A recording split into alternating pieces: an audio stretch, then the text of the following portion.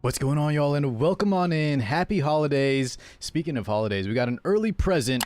Well, not super early, but we do have a patch preview released, and that's what we're going to talk about in this video. I wasn't fully sure if it was coming out because New and Mashi were kind of hinting that it may not arrive, but it's here, boys. So let's go ahead and check it out. There's a few things you need to take note before I start.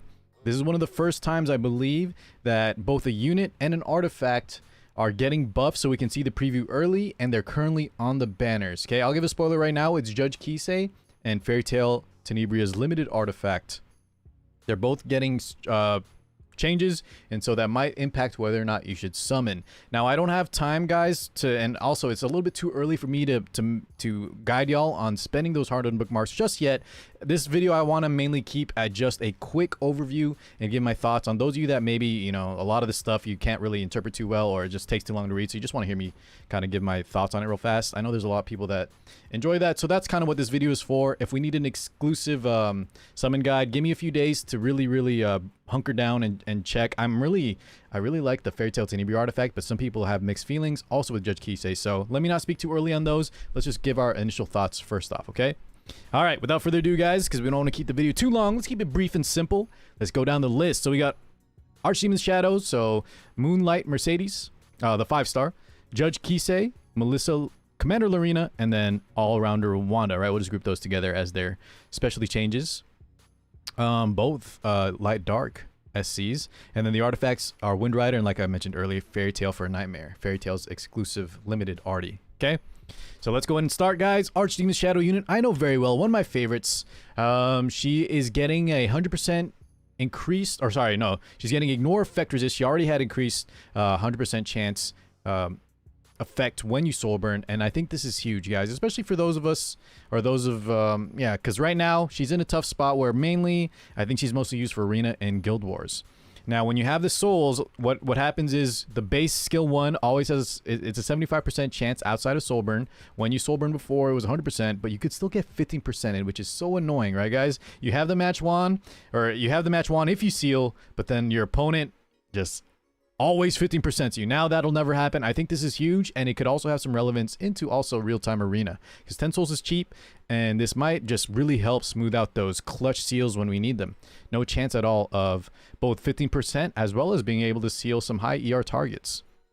After that, we get a 5% increased chance to Twisted Power, which is like her AoE effect that can happen or proc after skill 1, and you know, that might seem not too significant, guys, but that'll actually be, it's a 5% increase base, and then it'll be actually a 10% increase because when we do proc or when we attack a sealed target, because of course the effect chance is doubled, right? So it's actually pretty good. 80% chance now as opposed to 70, and then 35 to 40. This will help a little bit, but overall, I think the main trend of these patch notes, guys, I'll tell you right here, is a lot of these changes are a little bit safe. So most of the units on this list are definitely underplayed.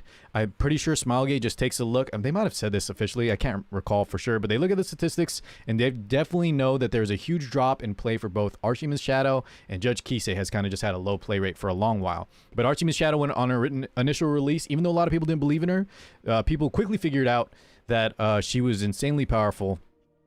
And she had a few seasons actually of being super strong, but since then she's fallen off. So the changes they're adding, they're not like Apocalypse Ravi, Mediator Koeric levels of buffs, but I think that's okay, like Carrot levels of buffs, right, guys? That's fine though, in my opinion. We need patches like this that are slight changes, and some of y'all might argue that these aren't just slight changes, because I like them too, but people sometimes will expect massive buffs or massive overhauls to the levels of other units in the past, like I mentioned. But I think this is safer and healthier for the game overall, because they can always go back and readjust it, right? Instead of doing some super crazy changes that kind of maybe are bad, impact the health of the overall game. Extreme power creep, etc. All right, but let's move on, guys. Dissolution, which is your skill 3, the big burn, attacks all enemies with the power of Illyros, with a 70% chance now to decrease defense for 2 turns. I like this change a lot, but the problem with Mercedes skill 3, and this is probably her biggest weakness, is that her skill 3 is just kind of not good, period, boys. By the time it's one of the rare skill 3s like Tama, where you have to, you know, you have to build up stuff to actually use it. You can't just use it straight off the bat, and by the time this skill goes off, we're probably in a good spot. However, I do think players that really like Meru And especially if you're on counter set, guys, and you play that tanky playstyle where she has a lot of opportunities to counter hit and give those extra stacks so she can get the skill 3 off earlier.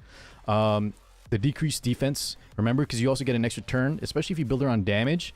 This is going to be super nice, guys. Not only are her the bonus procs going to do a lot of damage, because imagine we're going to be hitting into seal. She's going to proc that bonus twisted power, and then we're going to slam a huge S1 that into a defense broken target potentially. And I think that's going to be really, really nice. So I like the change, but this skill 3, it's not, don't think of it as crazy as it sounds, guys. Defense break is a super powerful buff, or excuse me, it's a super powerful debuff, but on a skill 3 that can't be activated first turn, it takes a while to build up, and it's only 70% chance. It's not as insane as it sounds, okay? Overall, nice changes, but pretty safe. I'm not sure. I'll definitely be trying her out, guys, and I think she'll be a lot more viable, especially this alone is just going to make her so much better for, like, Guild Wars and RTA, or sorry, Guild Wars and Arena, and I do think she might have some RTA potential now with all those changes combined. Now, next up, this is probably what most people are going to watch this for, is the Judge Kisay changes, y'all. And it's quite a lot, but I can give the overall basic breakdown, okay? There's a lot that looks like that's happening here, but essentially what she's gaining is decreased hit chance now on the skill 2. So 100% blind like Arbiter Vildred, and she's getting a skill nullifier after the Wave of Light, her skill 3. Now, the main thing too, guys, is that they're just swapping around. Besides the skill nullifier and blind, they're pretty much just swapping around what skill 2 and skill 3 did, which means overall, and this is a huge quality of life change, because now she'll be much stronger outside of soul burn, and now she can strip buffs for herself by using the skill 3 first and not having the skill 2 soul burn into skill 3, so that she gets those dispels here, right? Because beforehand, guys, we had to use an awkward order, and she had to have soul burns if you want to do the big combo. Now she can strip for herself or for teammates, and then if we have soul burns, she can go into the S2 with the decreased hit chance now, but she can now do it all in skill 3 alone, which has the juicy increased skill cooldown. So overall, a very, very nice change, okay? Now, you guys might also be noticing that there's damage dealt increase. I'm not sure how much this is going to do, and we never know until she actually gets data mined or until the patch goes through. But take note here, guys, that it's a little deceiving. Not intentionally, I don't think, but they did highlight this in green, and this is red. She's actually getting the mola reduction here. So the molas will actually give her less damage dealt. But I think this modifier here, the damage dealt increase with more enemies, should be an overall at least equal, meaning no net gain, or at least hopefully a positive gain, especially when we're fighting multiple enemies, okay? But don't expect, she's not getting like more damage or anything, guys. She's getting more utility in the form of skill nullifier and decreased hit chance, and then better outside of soul burn. But overall, her kind of goal is the same, and she still has some of the same weaknesses she had before, such as weaknesses versus Fallen Cecilia, who has a barrier, and if the unit has immunity, take note of this, guys. It's only 80% chance to dispel one buff, right? So not 100, and it can still get 15%ed. On top of that, if Fallen Cecilia is on the other team, she has a barrier that protects the immunity.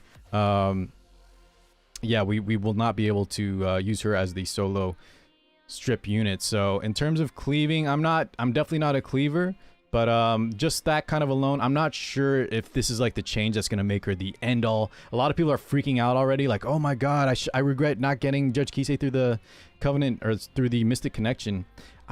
I honestly, guys, I don't think this is going to make her like super busted or anything. It's a lot of changes, a lot of good quality of life changes. I expect her to be being used a lot more. But if y'all had to ask me, is Judge Kise now a must-pull Mystic unit because she's on the banner? I almost want to say no, unless you were already cleaving, unless you already really loved her. She's just getting better in that role, but nothing. I'm not sure yet. We'll have to wait on that, guys. So sit tight. If y'all want, I'll talk with a lot of people that love Judge Kise, especially cleavers, and we'll kind of theorycraft this a little bit more before her banner ends for y'all, okay? I do think there is a week, though, after the patch comes out, so you will have a week to decide, hopefully, on whether or not she's good enough to summon. All right, moving on, though, guys. We got Melissa up next, and like I said, very safe patch, right, guys? She's getting immunity. She's getting the curse, which I think this is the best part. Now she can land curse whether or not the attack hits, which is good and bad. The curse was kind of a bonus, boys. You still have to decide between running like a Toggle Health for extra soul so she can soul burn, or running a Symbol of Unity or like a hit chance artifact, right? To take out those Moonlight Dreamblade units. But just like Judge Kise, just like Meru, and even more safe, this is just immunity's nice, and then curse landing whether or not she hits, so if the unit dodges or something, nice as well. Same thing with Melissa though, guys. I don't know if this is gonna make her like a meta unit. She was already very strong, but she just took so much gear and she took a lot of coordination and like support. Does this remove that? Slightly. It's quality of life, so it's kind of nice.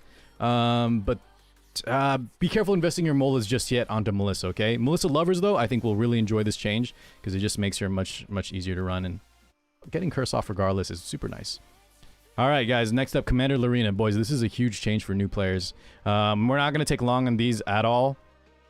Scaling damage dealt is huge, guys. So the thing with Commander Lorena is she kind of got outpaced. Back then, if you guys are an OG, and some of y'all watching here probably aren't OGs, because usually the guys that check out my content, right, boys, are newish players. So you don't have to build Commander Lorena anymore. But now that she's getting damage dealt, proportional damage dealt, guys, she's looking super nice again. She already had a good kit. There's just some other units that kind of excelled better, especially for things like Abyss. But now, I think she's gonna come back out for me, guys, for sure. I'm thinking expeditions, I'm thinking Abyss, I'm thinking certain hunts. We'll see. This is huge changes for the damage scaling, and she even gets a little bit bonuses on the survivability, combat readiness too. Okay, hey, we'll take those. That's very nice. Yeah, right. They're just talking about the changes in the runes. Okay, next up is all-rounder Wanda, guys, and this is the one that I really don't know too well on. I understand Wanda's gist, which is anti-evasion units, and the main thing she's getting, from what I gather, is she's getting a. Let me find it here real fast. She's getting a stealth, so she pretty much has like a built-in guiding light turn 1, which is really powerful for a specialty change unit. Now, the fact that she is a 3-star and a specialty change meaning, guys, unlike the units above, we don't have to worry about investing like Mola Gore and stuff. So I really, if you guys like Wanda and you have trouble with units that have a lot of evasion, try building her up. It's just we have a lot of anti-evasion stuff now, guys, so I don't know how much this will make her, like, I don't know how much increased play rate she'll get because of this, but the massive amount of buffs plus the built-in guiding light is super nice. And also remember, she's one of the, I think my Discord was talking about earlier, she's the only unit in the game that has a stun for 2 turns. So that's not getting changed at all, but yeah, she has some lockdown potential, or she always had lockdown potential, and now she's getting some significant buffs with a built-in guiding light, so could be very nice. All right, last but not least, guys, we got Wind Rider and Fairy Tail. Wind Rider, so the main thing on this, in my opinion, first off, it's a nice change. Overall, the attack percentage is the same, right? So we don't get a net gain in damage. However, they split it up so that Wind Rider will now always be in effect, even if we don't kill a unit early, which is kind of nice. So the main thing I see this being used in is if y'all like to run Kise with Alexa's Basket with Rimuru, the slime hero, out, a lot of times it was very risky because you would attack and Rimu would steal that greater attack buff and provide it to his team. Now though, we can run an artery like Wind Rider, and even without getting a kill, we always get a bonus. So this is definitely nice for Wind Rider. Wind Rider fans people that liked Wind Rider already will probably be overall very happy with this, and it's even getting me to maybe consider it on a few units like Kise. Now we got Fairy Tail for a Nightmare, and this one, guys, is very interesting, okay?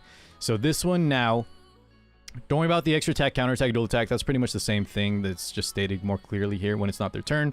It now has the Ayala Violin effect. I'll put a picture on the screen of Ayala's Violin.